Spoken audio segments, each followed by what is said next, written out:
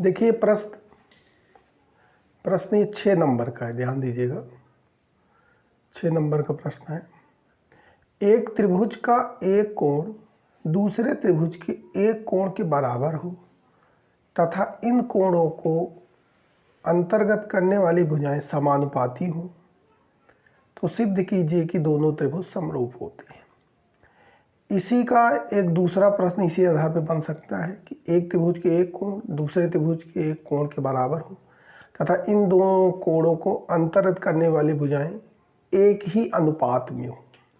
ये भी प्रश्न बनेगा तो उसका भी हल यही रहेगा। तो सिद्ध कीजिए कि दोनों त्रिभुज समरूप होते हैं। ये त्रिभुज में समरूपता का प्रश्न है और ये हमारी प्रमेय भी है। इसको आपको सिद्ध करना है और कैसे सिद्ध करना है ये आपको मैं बता रहा हूँ, ये आप समझ लीजिए। इसका इंग्लिश वर्जन आप देख लीजिए। If one angle of a triangle is equal to one angle of the other triangle and the sides including these angles are proportional, then prove that the two triangles are similar। मतलब R proportional कहिए या कहिए R in ratio, दोनों same thing है। देखिए इसका हल मैं बता रहा हूँ। प्रूफ देखिए यहाँ पे एक त्रिभुज है, एक कोण दूसरे त्रिभुज के एक कोण के बराबर होता है। यहाँ ध्यान दीजिएगा कि जब भी कभी कोई चीज़ आपको सिद्ध करना रहता है तो उसमें आपको कई स्टेप देखने पड़ते हैं। सिद्ध करने में कई स्टेप देखने पड़ते हैं, उसी के हिसाब से आप उसको सिद्ध करते हैं। सबसे पहली चीज़ तो आपको ये देखना पड़ता है कि क्या दिया हुआ है। पहली चीज़ क्या है, लिखना है आपको दिया है। दिया है। अब दिया क्या हुआ है, दिया है त्रिभुज ABC तथा त्रिभुज DEF में। त्रिभुज ABC तथा त्रिभुज DEF में क्या क्या है, आपको दिया हुआ है कि एक त्रिभुज का एक कोण दूसरे त्रिभुज के एक कोण के बराबर। अब यहाँ पे हमने एक त्रिभुज बना लिया ABC ले लिया मान लीजिए, और दूसरा त्रिभुज हमने ले लिया DEF। क्या ले लिया, DEF। दो त्रिभुज हमने ले लिया अपनी स्वेच्छा से। अब इसमें क्या देखना है, क्या दिया हुआ है ये आप देखिए। त्रिभुज ABC और त्रिभुज DEF में ये में क्या है, क्या दिया गया है। मान लीजिए कि कोण A बराबर कोण D, कोण A को कोण D के बराबर दिया गया है। ठीक, कोण A बराबर कोण D, मतलब कोई एक कोण बराबर है, हमने मान लीजिए कि कोण A कोण D के बराबर है। और दूसरी चीज़ क्या दिया हुआ है, दूसरी चीज़ प्रश्न में कहा गया है कि इन कोणों को अंतर्गत करने वाली भुजाएं समानुपाती हैं। अर्थात इस कोण को, जो कोण को बना रही हैं भुजाएं, अर्थात AB और AC और इसमें DE और DF, ये समानुपाती हैं या एक अनुपात में है। इसमें एक अनुपात वाला भी प्रश्न बनता है, ये भी बनता है, ये प्रमेय भी है डायरेक्ट, और इस पर आपको प्रश्न बनता है। तो कहने का मतलब कि AB अब बटे AC, ये बटे ये बराबर आपका DE बटे DF। दो चीज़ें दी गई हैं, ध्यान दीजिएगा।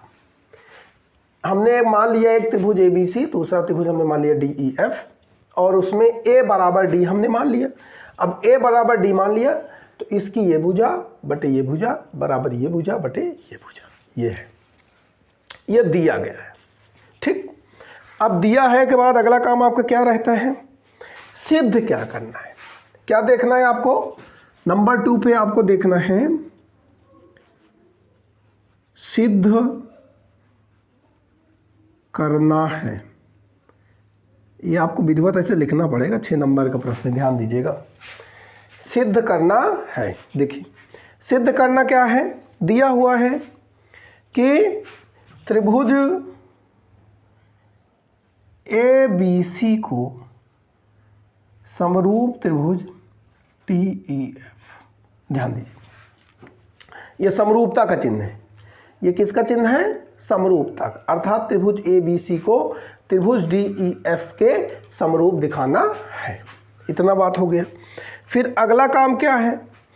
अगला काम ये है उपपत्ति, इसको कहते हैं प्रूफ, इसको कहते हैं गिवन, ये टू प्रूफ। अब उपपत्ति आती है, या अगर कोई उस प्रश्न में रचना करनी है तो रचना का पद आएगा। तो अब अगला स्टेप यहाँ पे थोड़ी हमें रचना करनी पड़ेगी, तो यहाँ लिख दिए रचना, कंस्ट्रक्शन। रचना चैप्टर आपके सिलेबस से हटा दिया गया फिलहाल, लेकिन जो प्रश्न के अंतर्गत जरूरी हो तो करना ही पड़ेगा।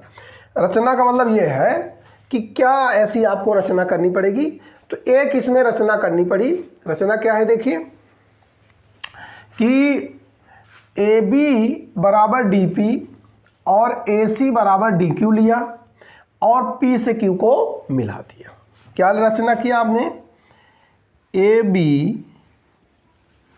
AB बराबर DP और AC बराबर DQ, ये खींचा।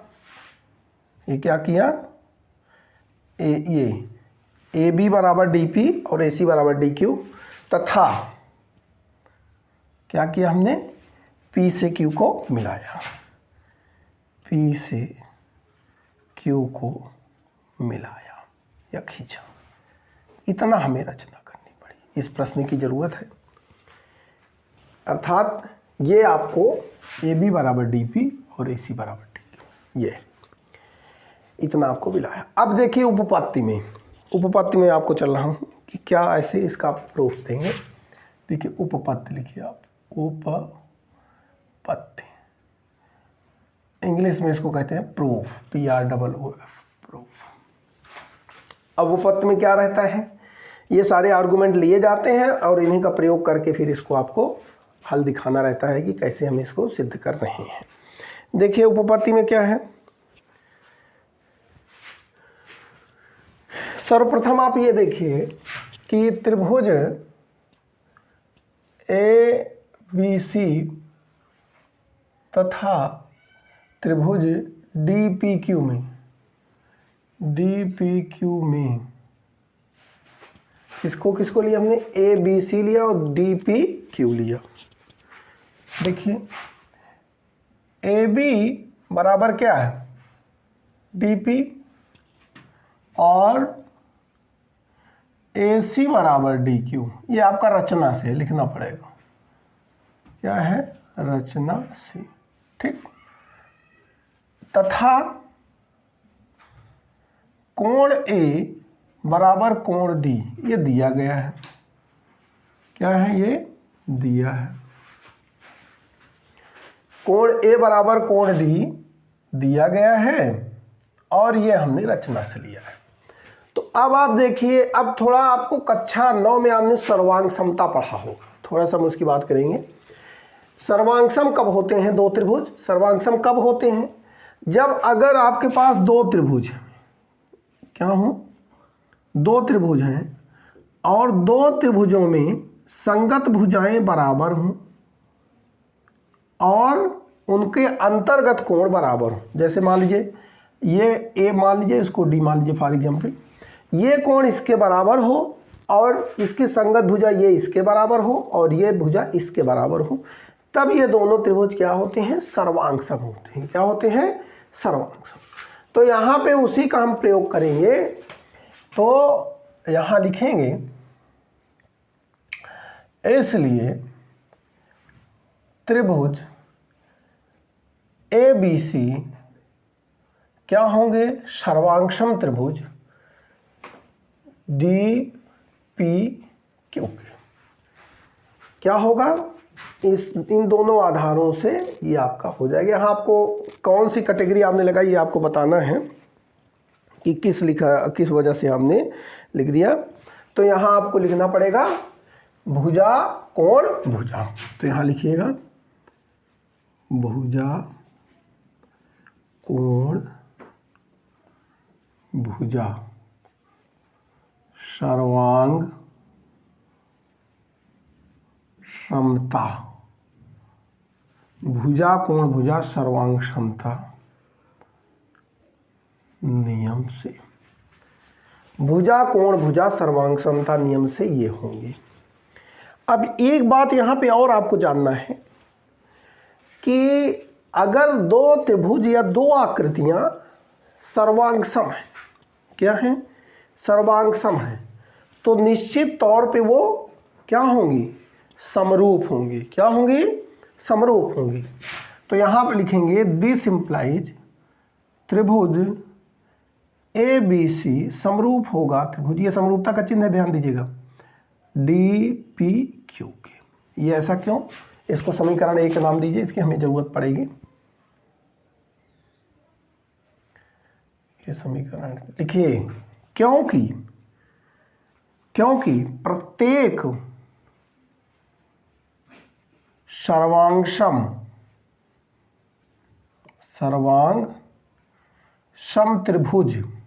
त्रिभुज ऐसे बना दिए, लिख दिए, प्रत्येक सर्वांग सम त्रिभुज समरूप क्या होते हैं? समरूप होती हैं। प्रत्येक सर्वांगसम त्रिभुज क्या होते हैं? समरूप होते हैं। ये बात आपको पक्की है। अब आप कहेंगे क्या इसका उल्टा भी? तो इसके उल्टे की कोई गारंटी नहीं है, इसको ध्यान दीजिए।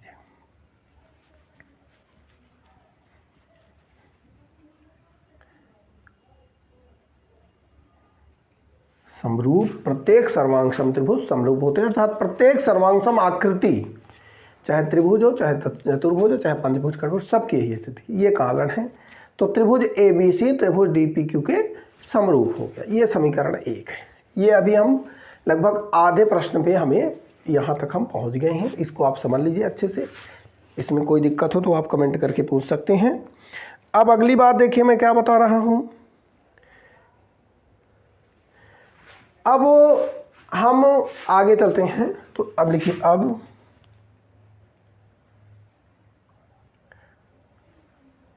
क्या है? अब हम प्रयोग करेंगे जो हमें दिया गया है दूसरी चीज इसमें। अब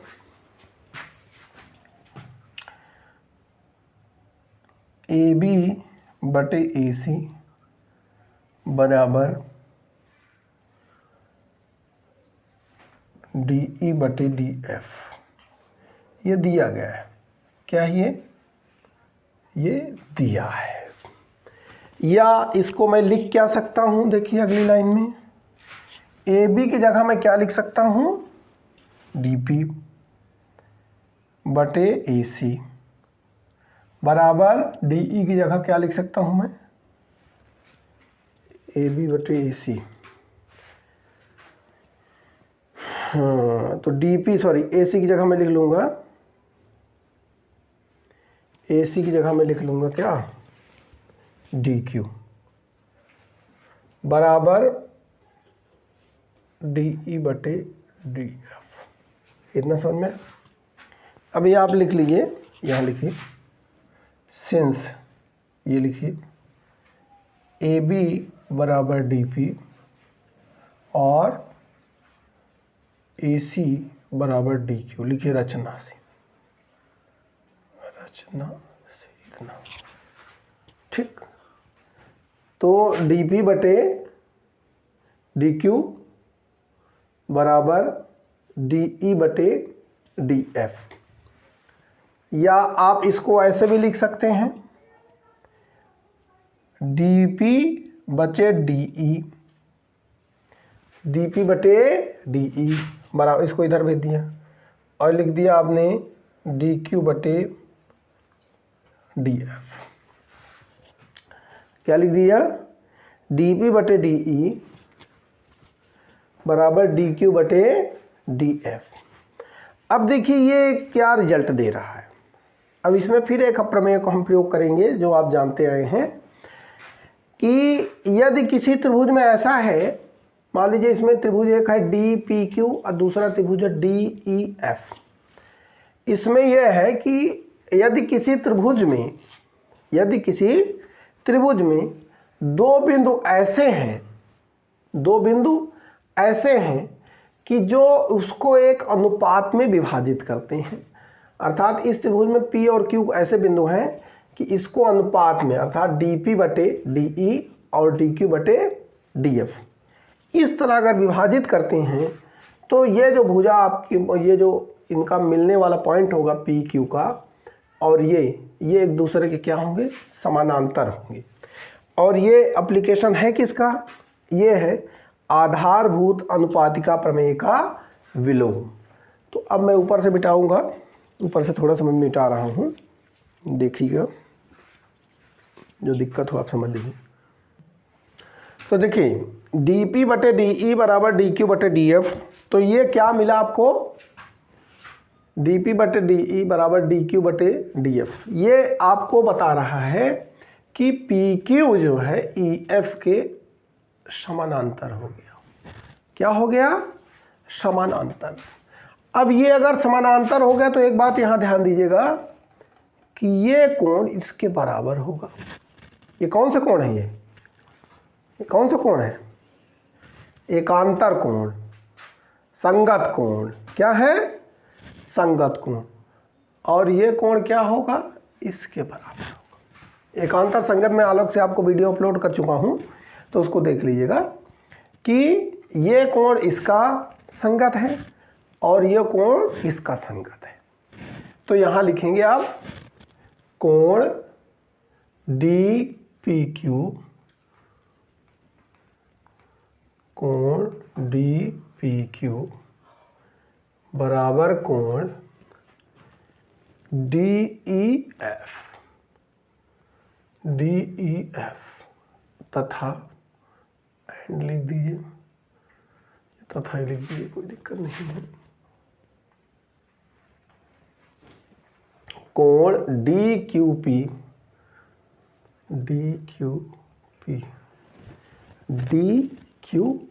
सॉरी, हाँ ठीक है, बराबर कोण हो जाएगा DFE।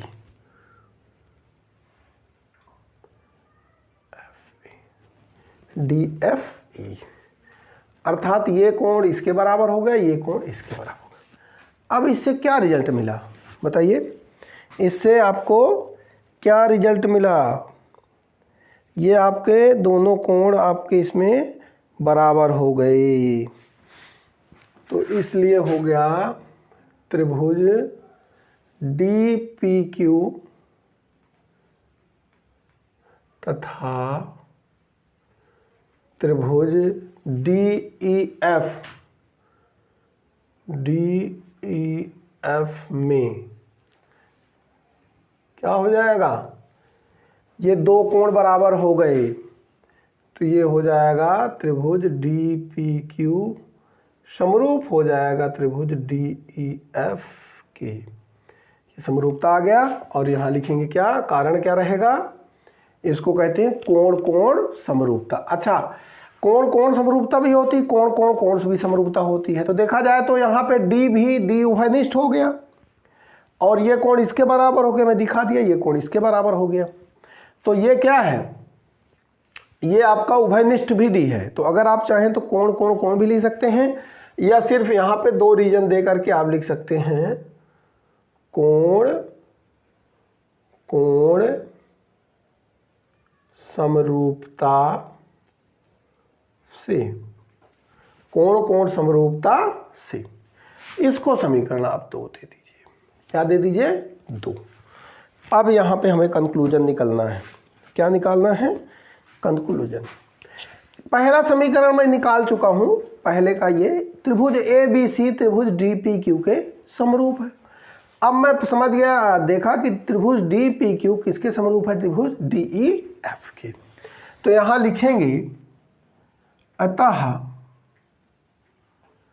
समीकरण 1 तथा 2 से क्या हो जाएगा, त्रिभुज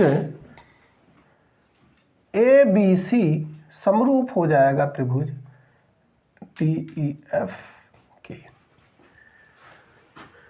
ABC किसके समरूप हो जाएगा, इसके। क्योंकि अगर कोई भी आकृति किसी के समरूप है तो वो आकृति उसके समरूप हो जाएगी। मतलब आप समझिए कि जैसे एक अगर समरूप है 2 की और 2 समरूप है 3 की, कोई आकृति मान लेते हैं, तो एक समरूप 3 के हो जाएगा, ये नियम होता है। तो उसी कॉन्सेप्ट से ये आपका हो जाएगा और यहाँ लिख देंगे इति सिद्धम। इति सिद्धम, यही आपको सिद्ध करना था।